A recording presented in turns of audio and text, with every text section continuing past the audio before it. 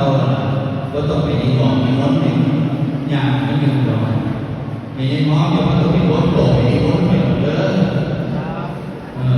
ไปไม้ที่ดอกแต่ทีนี้เพราะว่าเจ้าเล็กจะต้องในพวกสาวสาไปยุ่งไปอะไรถ้าจะเด็กน้อยก็ต้องท่องว่าจะเป็นพวกวันฟ้าอยู่กรรมการเพื่อนเป็นนโยบายว่าจะ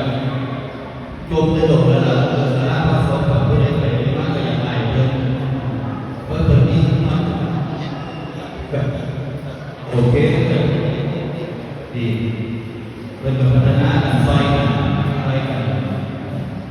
แต่ว่าในนโยบายเพื่อนไปเห็นเพราะว่าเรื่องนั้นก็ต่าง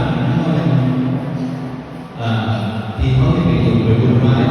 มองไม้ไปทำเรื่องไปเรื่อยๆก็ซอยเหลือดูแลเลิกไปเลิกกันเหลือยังถึงขอความร่วมมือให้เขาร่วมมือกันเพราะว่าไม่ได้เป็นนะภาระส่วนสาระผักเรียบร้อยเป็นเรื่องดีเรื่องงามกันก็ไปดีใช้บอลเกมเนี่ยเราต้องเพราะว่า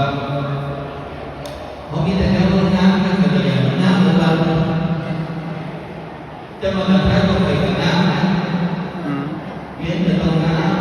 ำแต่ว่าพอเลี้ยงแล้วถามขึ้นมาเพราะว่าผู้ใดคิดว่าเจอเราสาระของเขาอยู่